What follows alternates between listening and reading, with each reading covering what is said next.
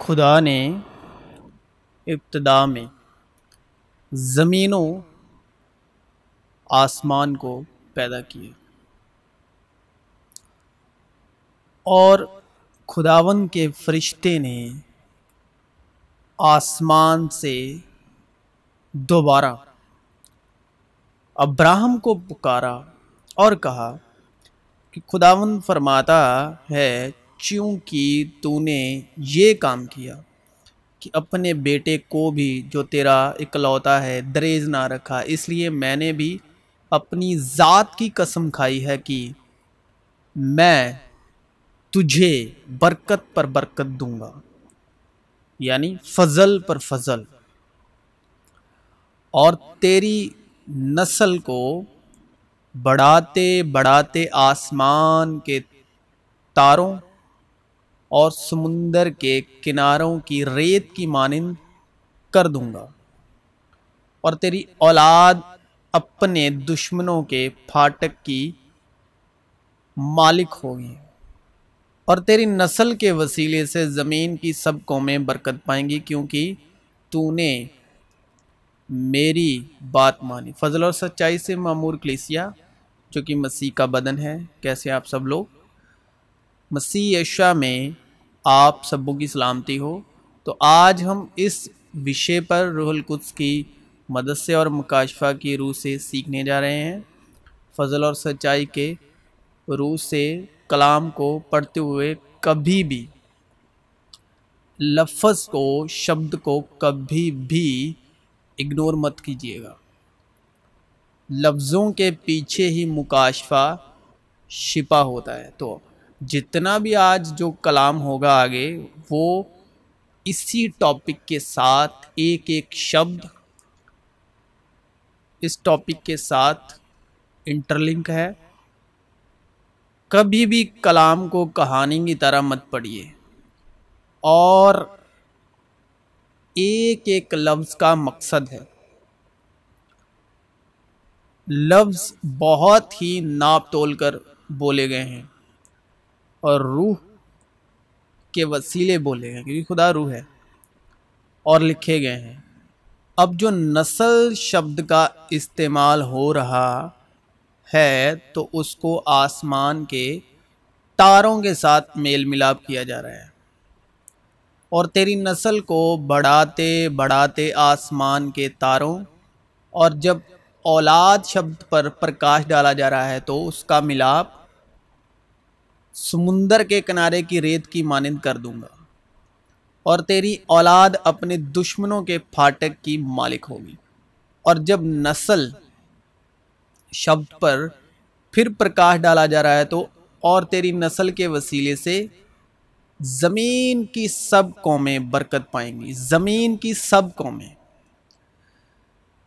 और तेरी नस्ल के वसीले से ज़मीन की सब कौमें बरकत पाएंगी। बस इब्राहिम और उसकी नस्ल से, इब्राहिम और उसकी नस्ल, अब नस्ल शब्द पर ध्यान दीजिएगा। इब्राहिम और उसकी नस्ल से वादे किए गए। वो ये नहीं कहता कि नस्लों से, अब यहाँ पर नस्ल शब्द पर प्रकाश डाला जा रहा है रूहुल कुद्स के वसीले से। वो ये नहीं कहता कि नस्लों से, जैसा बहुतों के वास्ते कहा जाता है, बल्कि जैसा एक के वास्ते कि तेरी नस्ल को, और वो मसीह है। और अब्राहम को क्या क्या कहा जा रहा है?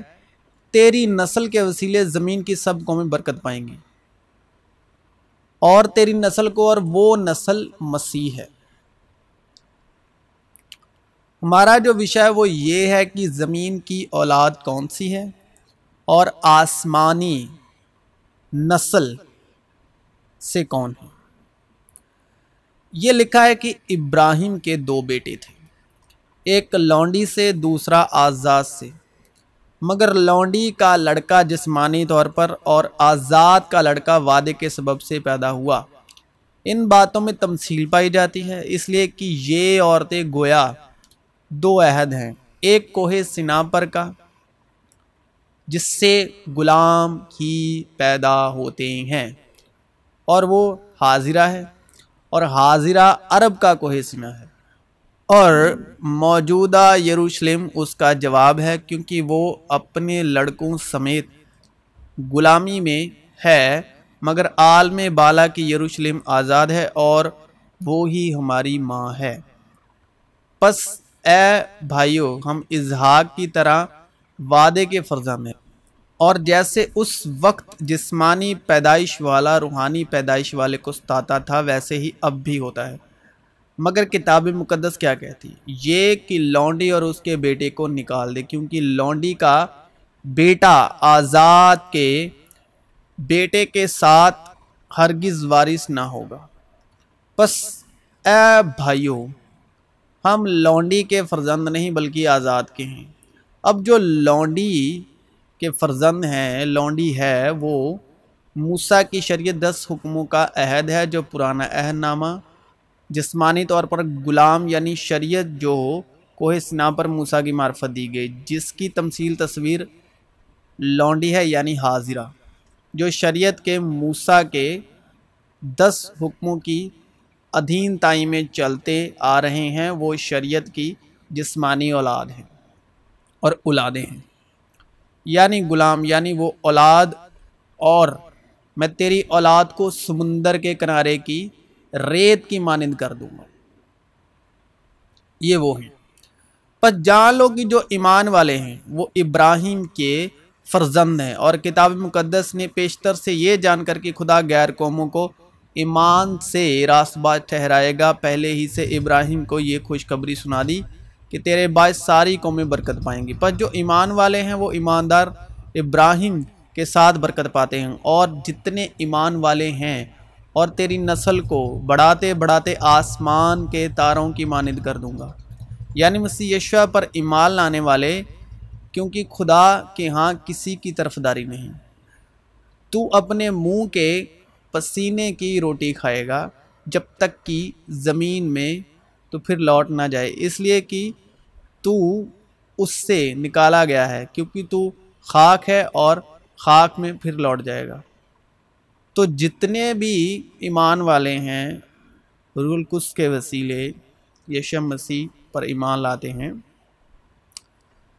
तो वो आसमानी नस्ल है, सितारों की मानिंद, क्योंकि खुदा के यहाँ किसी की तरफदारी नहीं।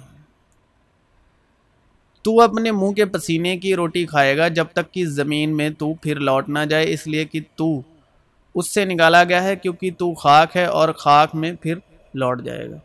आसमानी भी जिस्म है और ज़मीनी भी, मगर आसमानियों का जलाल और है, ज़मीनियों का और।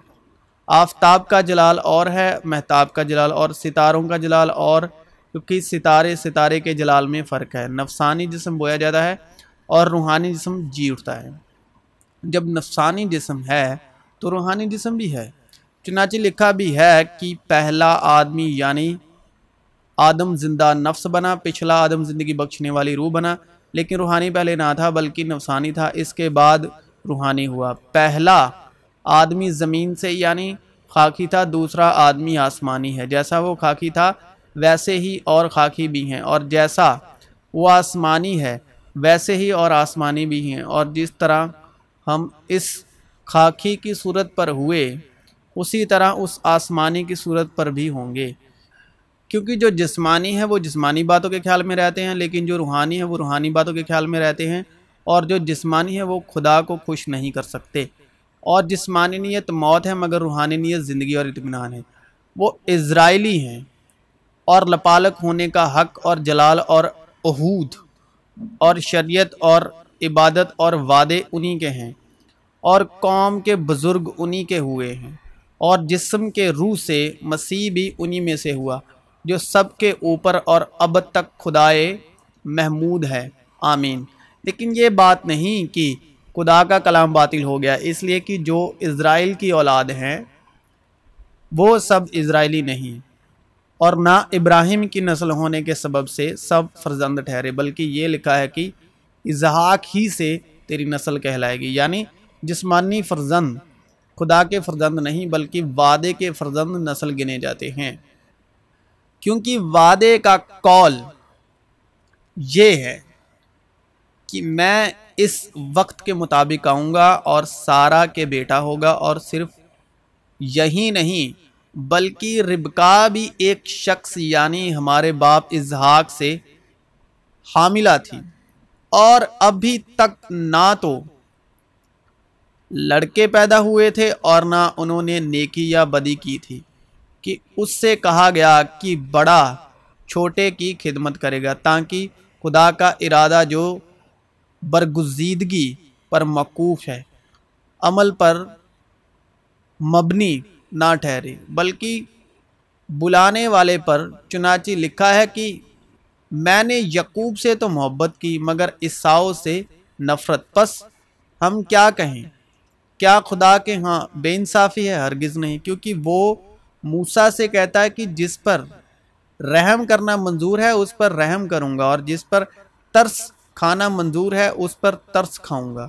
बस ये ना इरादा करने वाले पर मुनासिर है ना दौड़ धूप करने वाले पर, बल्कि रहम करने वाले खुदा पर। क्योंकि किताब मुकद्दस में फिरौन से कहा गया है कि मैंने इसीलिए तुझे खड़ा किया है कि तेरी वजह से अपनी कुदरत जाहिर करूं और मेरा नाम तमाम रोए ज़मीन पर मशहूर हो। बस वो जिस पर चाहता है रहम करता है और जिसे चाहता है उसे सख्त कर देता है। बस तू मुझसे कहेगा फिर वो क्यों ऐब लगाता है?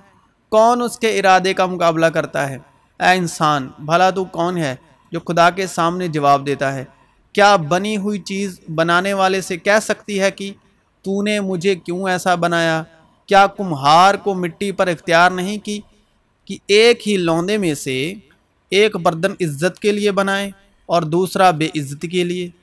बस क्या ताजुब है अगर खुदा अपना गज़ब जाहिर करने और अपनी कुदरत अश्कारा करने के इरादे से गज़ब के बर्तनों के साथ जो हलाकत के लिए तैयार हुए थे निहायत तहम्मुल से पेश आया, और ये इसलिए हुआ कि अपने जलाल की दौलत रहम के बर्तनों के ज़रिए से आश्कारा करे जो उसने जलाल के लिए पहले से तैयार किए थे, यानी हमारे ज़रिए से जिन्हें उसने ना फ़कत यहूदियों में से बल्कि गैर कौमों में से भी बुलाया। चुनाची होशे की किताब में भी खुदा यूं फरमाता है कि जो मेरी मनरनत ना थी उसे अपनी उम्मत कहूँगा, और जो प्यारी ना थी उसे प्यारी कहूँगा। और ऐसा होगा कि जिस जगह उनसे ये कहा गया था कि तुम मेरी उम्मत नहीं हो,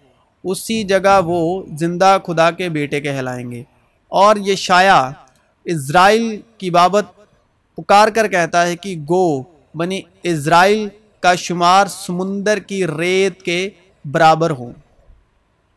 यानी इज़राइल यानी यकूब, यकूब यानी इज़राइल, इज़राइल यानी जो इज़राइल के 12 बेटे यानी 12 गोत्र 12 कबीले और उनकी आगे आगे नस्लें, वो हैं समुंदर की रेत के बराबर। तम उनमें से थोड़े ही बचेंगे, क्योंकि खुदावंद अपने कलाम को तमाम और मुनकत्ता करके उसके मुताबिक ज़मीन पर अमल करेगा। ये ज़मीनी लोग हैं। चुनांचे यशाया ने पहले भी कहा है कि अगर रब्बुल अफ़वाज हमारी कुछ नस्ल बाकी ना रखता तो हम सदूम की मानंद और अमूरा के बराबर हो जाते। बस हम क्या कहें, ये कि गैर कौमों ने जो रास्तबाजी की तलाश ना करती थी रास्तबाजी हासिल की, यानी वो रास्तबाजी जो ईमान से है। मगर इज़राइल जो रास्तबाजी की शरीयत की तलाश करता था उस शरीयत तक ना पहुंचा। इज़राइल जो रास्तबाजी की शरीयत की तलाश करता था उस शरीयत तक ना पहुंचा। तलाश कहाँ की? जो 40 साल बियाबान में फिरते रहे। किस लिए? इसलिए कि उन्होंने ईमान से नहीं बल्कि गोया अमाल से उसकी तलाश की। अमाल से यानी 10 हुक्मों से, मूसा की शरीयत से। मूसा की शरीयत के जो 10 अहकाम हैं पत्थर की तख्तियों पर लिखिए। किस लिए? इसलिए कि उन्होंने ईमान से नहीं बल्कि गोया आमाल से उसकी तलाश की। उन्होंने उस ठोकर खाने के पत्थर से ठोकर खाई। चुनाची लिखा है कि देखो, और वो पत्थर भी मसीह ही है, देखो मैं सिय्योन में ठेस लगाने का पत्थर और ठोकर खाने की चट्टान रखता हूं, और जो उस पर ईमान लाएगा वो शर्मिंदा ना होगा, जो ईमान लाएगा वो शर्मिंदा ना होगा। बस यहूदियों ने कहा, क्या वो अपने आप को मार डालेगा जो कहता है जहां मैं जाता हूं तुम नहीं आ सकते? उसने उनसे कहा, तुम नीचे के हो, यानी जमीन की रेत, समुंदर की रेत, समंदर की रेत, यानी तुम नीचे के हो, समुंदर की रेत। मैं ऊपर का हूं, यानी फजल और सच्चाई मसीह यीशु की मार्फत पहुंची, और शरीयत तो मूसा की मार्फत दी गई, यानी तुम नीचे के हो, समंदर की रेत की औलादें, और मैं ऊपर का हूं, यानी फजल और सच्चाई मसीह यीशु की मार्फत पहुंची। फजल और सच्चाई ऊपर से आई, यानी वो नस्ल, यानी आसमानी सितारे। मैं ऊपर का हूं, तुम दुनिया के हो, यानी समंदर के रेत के जर्रों की औलाद। मैं दुनिया का नहीं हूं, फजल और सच्चाई के जो अधीन है वो दुनिया के नहीं। इसलिए मैंने तुमसे ये कहा कि अपने गुनाहों में मरोगे, क्योंकि अगर तुम ईमान ना लाओगे कि मैं वही हूं तो अपने गुनाहों में मरोगे। कौन ऊपर के हैं कौन नीचे के हैं? जितने शरीयत के मुताबिक है, मूसा के 10 हुक्मों के मुताबिक है, वो नीचे के हैं। जितने फजल और सच्चाई के मुताबिक है, ईमान वाले हैं, वो ऊपर के हैं। इसलिए कि गुनाह का तुम पर इख्तियार ना होगा, क्योंकि तुम शरीयत के मुताबिक नहीं बल्कि फजल के मुताबिक हो। तुम 10 हुक्मों के मुताबिक नहीं बल्कि फजल और अनुग्रह यानी सच्चाई के मुताबिक, क्योंकि हम रूह के बायस ईमान से रास्तबाजी की उम्मीद पर आने के मुंतज़िर हैं। लेकिन तुम जिस्मानी नहीं बल्कि रूहानी हो, बशर्ते कि खुदा की रूह तुम में बसी हुई है। मगर जिसमें मसीह की रूह नहीं वो उसका नहीं, क्योंकि अभी तक जिस्मानी हो। अगर जिस्मानी हो तो किसके ताबी हो? मूसा की शरीयत के ताबी हो, 10 हुक्मों के ताबी हो। इसलिए कि जब तुम में हसद और झगड़ा है तो क्या तुम जिस्मानी ना हुए और इंसानी तारीख पर ना चले? और यहूदा और इज़राइल के लोग कसरत में समुंदर के किनारे की रेत की मानिंद थे, और खाते पीते और खुश रहते थे।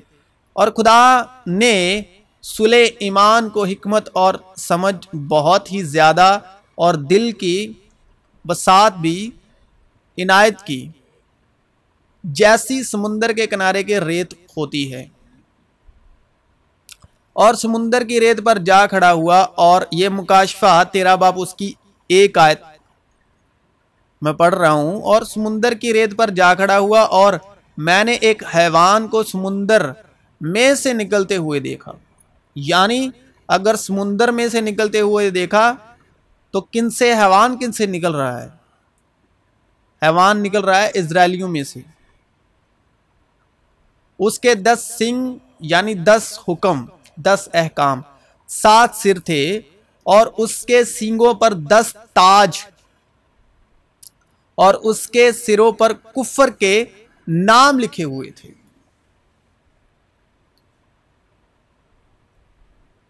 खुदावंद यीशु मसीह ने कहा कि तुम अपने बाप शैतान से हो, अबलीस से हो, क्योंकि फकीर और फरीसी यानी समुंदर की रेत की जो औलादें हैं, उन्होंने कहा, यीशु मसीह ने कहा, तुम शैतान से हो, तुम अपने बाप की सी ख्वाहिशों को पूरा करते हो, इसलिए तुम मेरे कत्ल की कोशिश में हो। क्योंकि वो झूठा है बल्कि झूठों का बाप है और वो सच्चाई पर टिका नहीं रहता। तो हैवान कहां से निकल रहा है? इन्हीं में से निकल रहा है। समंदर में से निकलते हुए देखा, उसके 10 सिंग यानी 10 हुक्म और 7 सिर थे और उसके सिंगों पर 10 ताज, उसके सिरों पर कुफर के नाम लिखे हुए थे। यीशु मसीह ने कहा तुम झूठे हो बल्कि झूठों के बाप हो और तुम अपने बाप की ख्वाहिशों को पूरा करने चाहते हो, क्योंकि वो शुरू ही से घातक था और सच्चाई पर टिका ना रहा, क्योंकि उसमें सच्चाई है ही नहीं। तो ये है मुकाशफा 13:1। सो मैं ये सलाह देता हूं कि दान से बेरसबा तक के सब इजरायली समुंदर के किनारे की रेत की तरह तेरे पास कसरत से इकट्ठे किए जाएं और तू आप ही लड़ाई पर जाए। तो समुंदर की रेत पर जा खड़ा हुआ और मैंने एक हैवान को समुंदर में से निकलते हुए देखा। सो मैं ये सलाह देता हूं कि दान से बेरसबा तक के सब इजरायली समुंदर के किनारे की रेत की तरह तेरे पास कसरत से इकट्ठे किए जाएं और तू आप ही लड़ाई पर जाए। और उन कौमों को जो जमीन के चारों तरफ होंगी, यानी यजूज मौजूज को गुमराह करके लड़ाई के लिए जमा करने को निकलेगा वो हैवान, उनका शुमार समुंदर की रेत की बराबर होगा।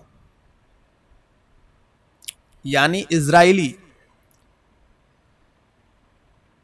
याकूब के यानी इजराइल के 12 गोत्र और 12 गोत्रों में के आगे नस्लें। और इसलिए यीशु मसीह ने कहा कि मैं इजराइल की खोई हुई भेड़ों के लिए भेजा गया हूं और बच्चों की रोटी जो है, बालकों की रोटी कुत्तों को नहीं देते।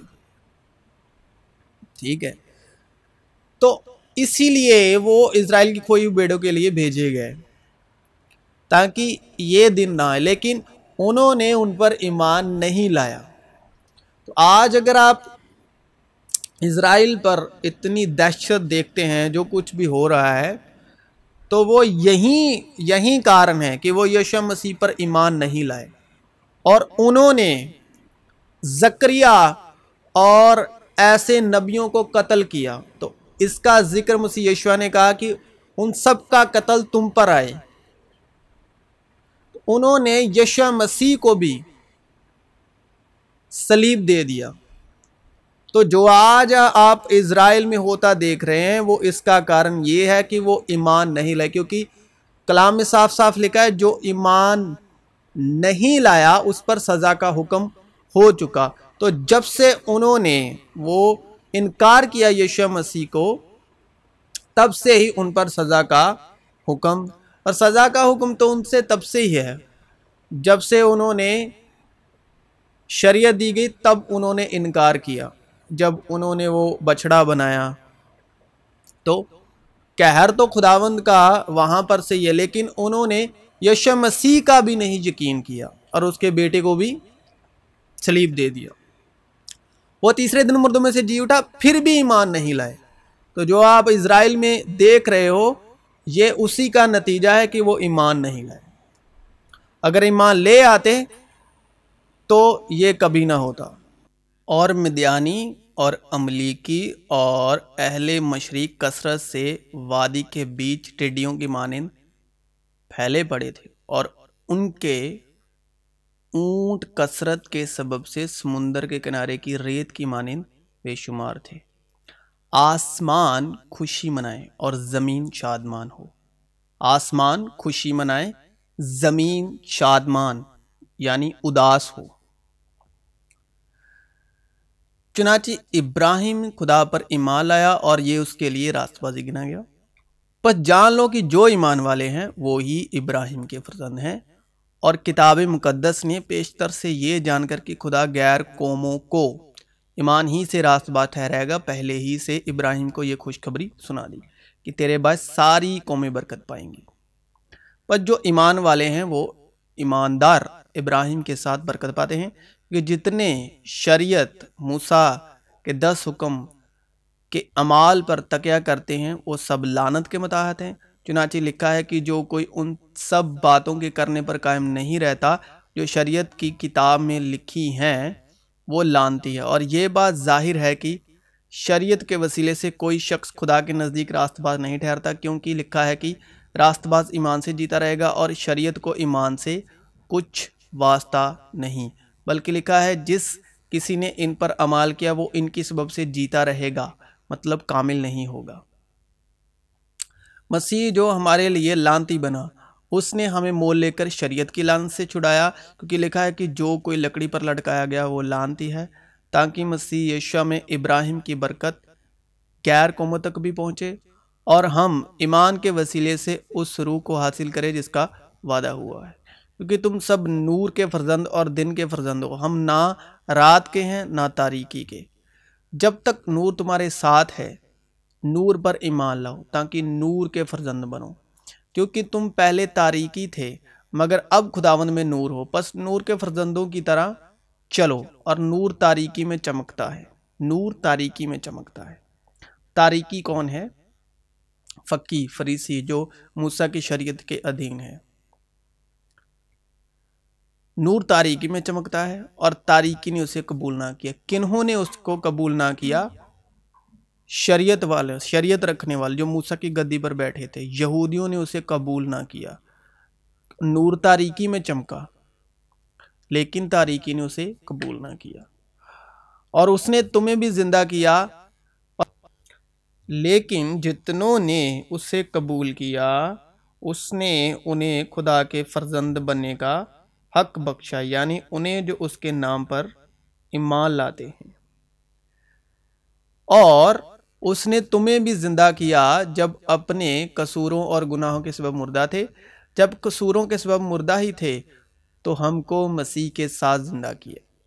तुमको फजल ही से नजात मिली है और मसीह यशुआ में शामिल करके उसके साथ जिलाया और आसमानी मुकामों पर उसके साथ बिठाया।